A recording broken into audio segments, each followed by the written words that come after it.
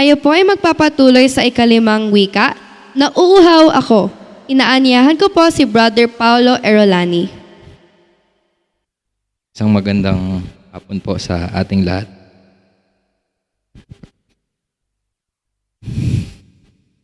Nauuhaw ako. Ito yung ikalimang wika ni Jesus sa 7 huling salita niya. Ito ay nagpapahayag ng kanyang matinding paghihirap bilang tao at pagkauhaw sa pag-ibig at kaligtasan ng mga kaluluwa.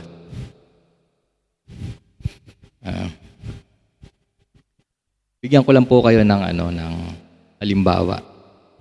Ngayon kasi mga tao parang nauuhaw sa mga material na bagay. Minsan sa kapangyarihan, tulad ng kayamanan, salapi.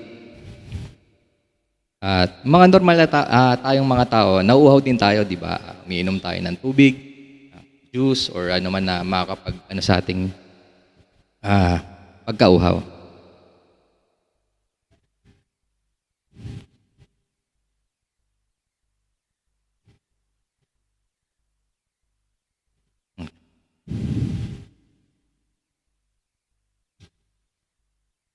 Ang setting nitong nauuhaw ako, sinabi nito ng Panginoon sa lugar ng Golgota or dun sa dako ng mga bungo. At ang konteksto nito ay pagtupad sa kasulatan bago siya malagutan ng hininga.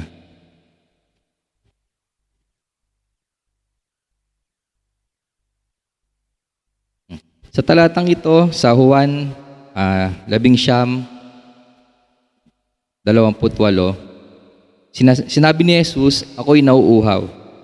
Sa unang tingin, tila simpleng pahayag lamang ito ng pisikal na pangangailangan. Ngunit sa likod ng mga salitang ito ay mas malalim na kahulugan. Si Jesus na anak ng Diyos ay tunay na nagkatawang tao, nakaramdam siya ng pagod, sakit at uhaw. Pinakita nito na lubos niyang naranasan ang pagiging tao. Kasama ang lahat ng kahinaan nito, ngunit hindi higit pa rito ang kanyang pag-uhaw ay bahagi ng katuparan ng kasulatan. Kahit sa huling sandali ng kanyang buhay, malinaw na ang lahat ay ayon sa plano ng Diyos.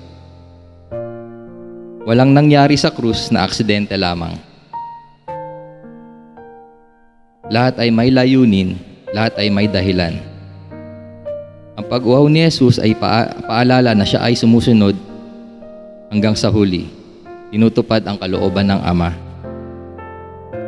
May isa pang malalim na larawan dito.